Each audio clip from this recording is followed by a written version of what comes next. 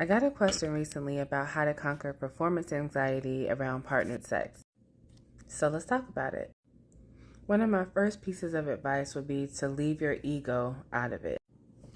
In my opinion, if sex is supposed to be a shared experience that you're creating, there's no space for ego because not each partner is the same. And even if you have one partner, they're not going to be the same each time.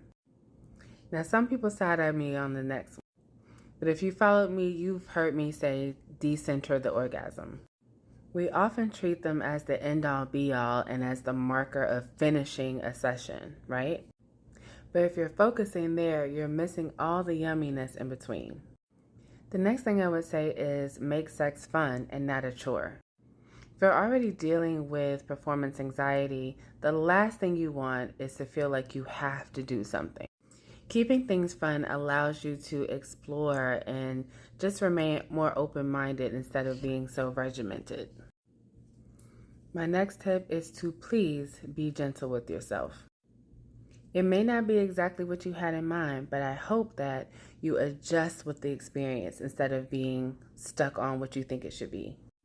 Being gentle with yourself also takes pressure off of you. You're not an entertainer. You don't have to follow a script or get it right. And the last thing I'll say is communicate.